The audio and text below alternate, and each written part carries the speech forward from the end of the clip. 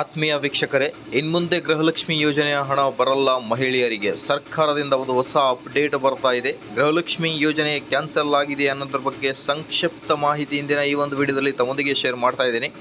ದಯವಿಟ್ಟು ನೀವು ಕೂಡ ಲೈಕ್ ಸಪೋರ್ಟ್ ಆಗಿರುತ್ತೆ. ವಿಡಿಯೋನ ಲೈಕ್ ಮಾಡಿ, ಚಾನಲನ್ನು ಸಬ್ಸ್ಕ್ರೈಬ್ ಮಾಡಿಕೊಳ್ಳಿ. ಮುಂದೆ ಬರುವ ಯೋಜನೆಗಳ ಬಗ್ಗೆ ಕಂಪ್ಲೀಟ್ ಮಾಹಿತಿಯನ್ನು ತಮ್ಮೊಂದಿಗೆ ಶೇರ್ ಮಾಡಲಾಗುವುದು. ವೀಕ್ಷಕರೇ, ವಿಡಿಯೋದಲ್ಲಿ ಏನಿದೆ ಅಂತ ಡೀಟೇಲ್ ಆಗಿ ಡಿಸ್ಕಸ್ ಮಾಡ್ತಾ ಬರೋಣ.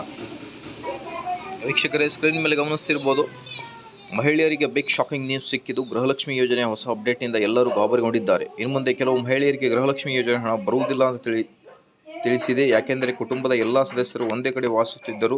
ಅವರ ಹತ್ತಿರ 4 ರಿಂದ 5 ರೇಷನ್ ಕಾರ್ಡ್ ಹೊಂದಿರುತ್ತಾರೆ.